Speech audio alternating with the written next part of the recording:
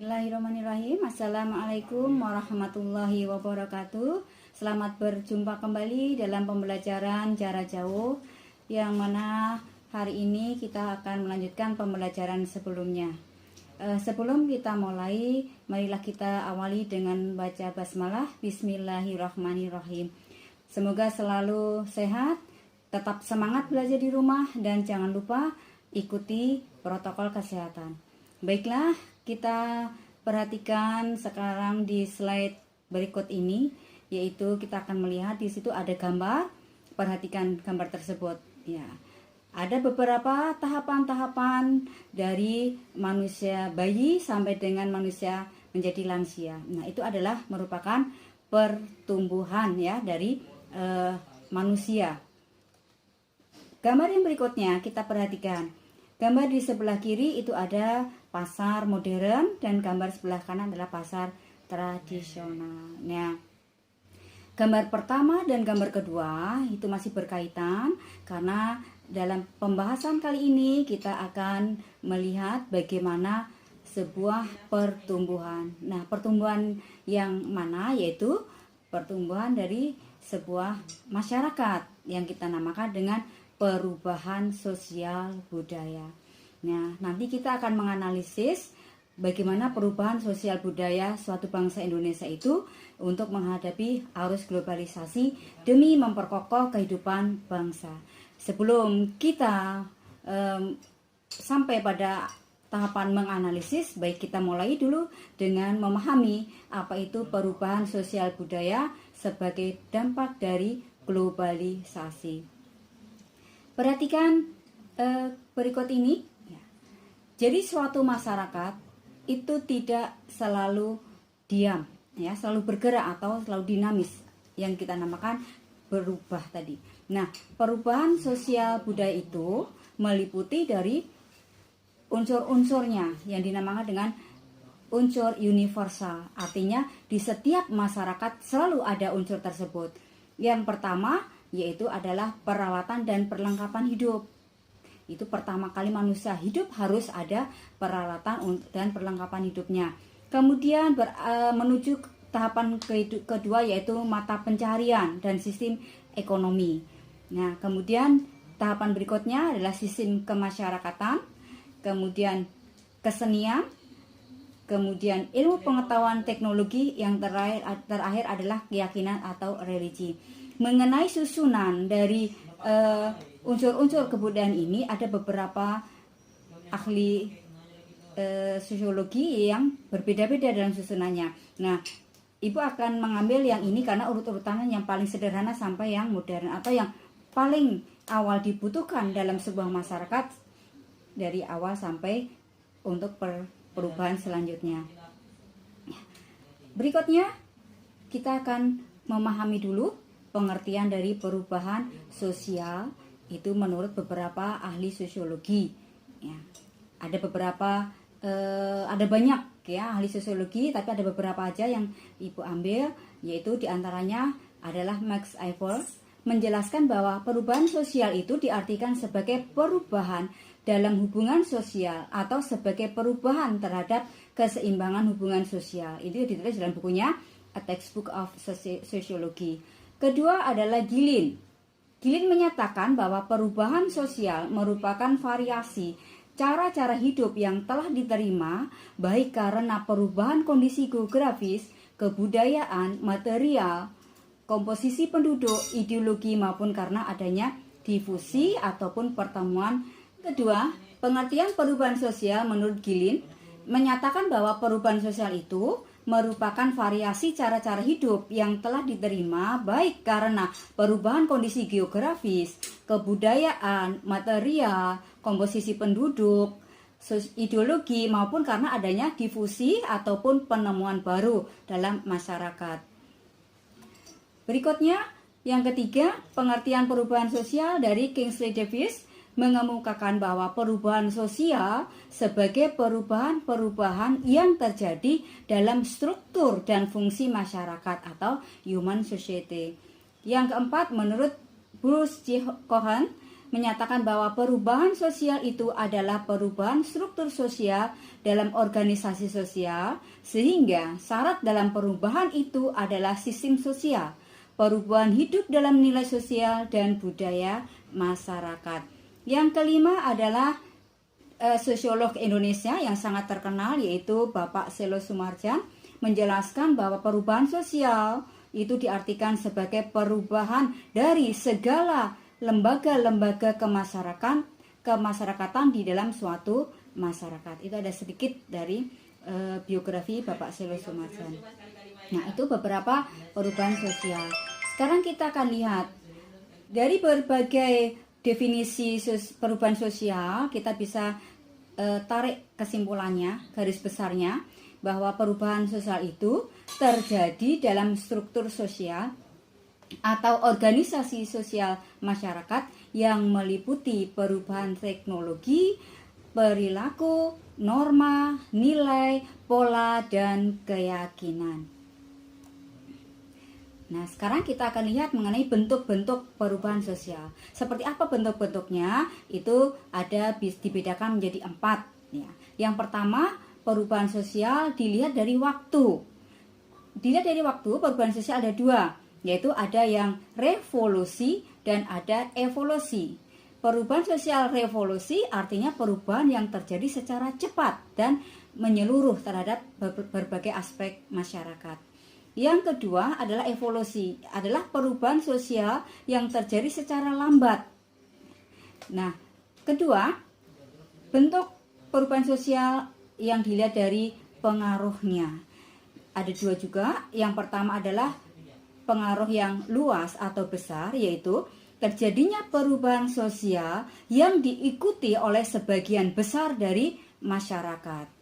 Dan kemudian ada juga perubahan yang secara sempit atau kecil, adalah perubahan sosial yang terjadi yang hanya diikuti oleh sebagian kecil dari masyarakat tersebut.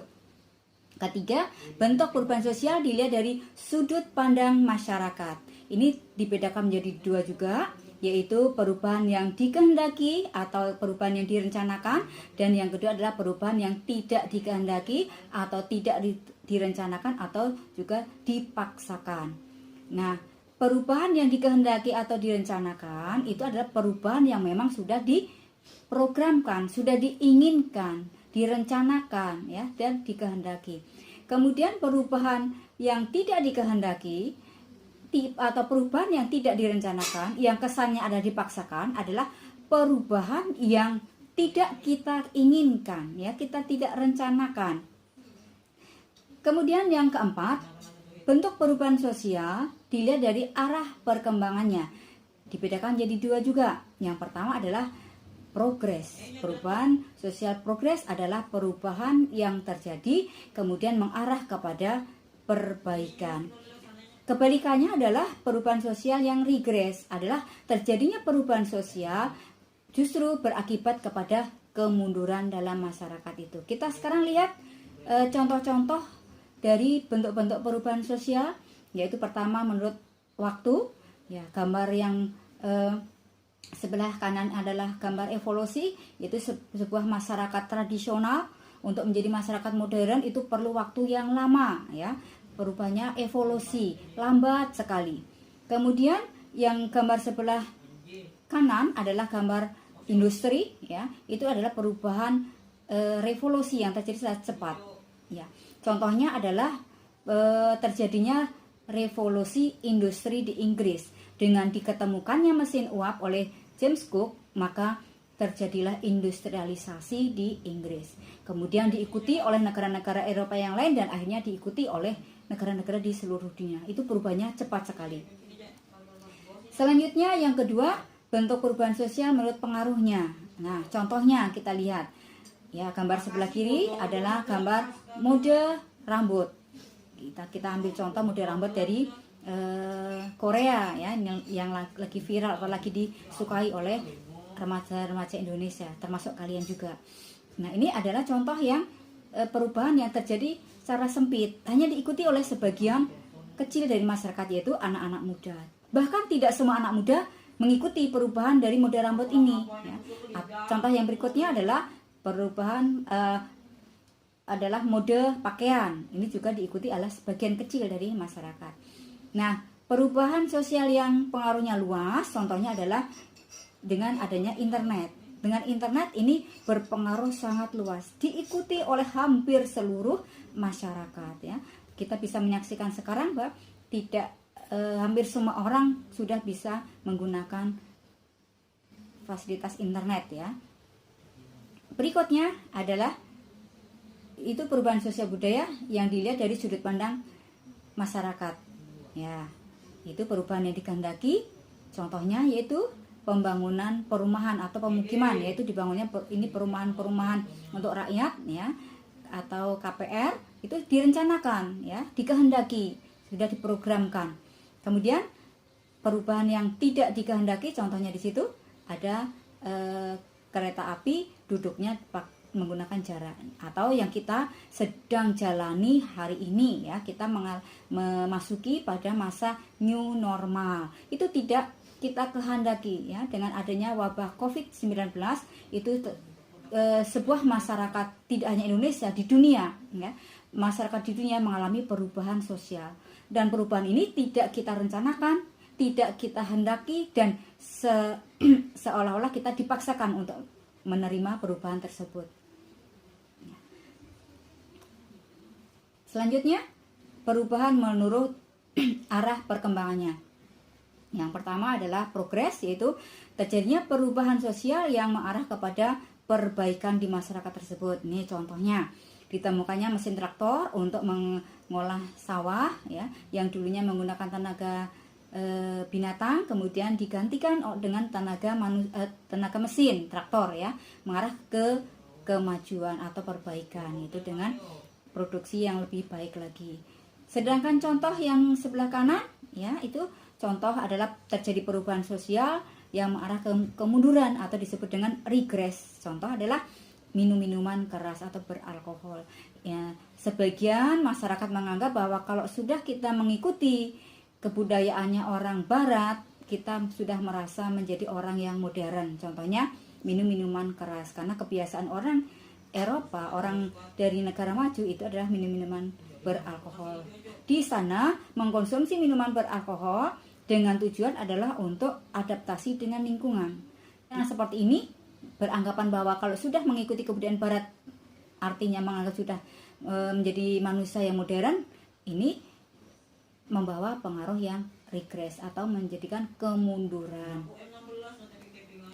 Nah, sekarang kita beralih, kita melihat sekarang perubahan budayanya. Tadi adalah perubahan sosialnya, sekarang budayanya.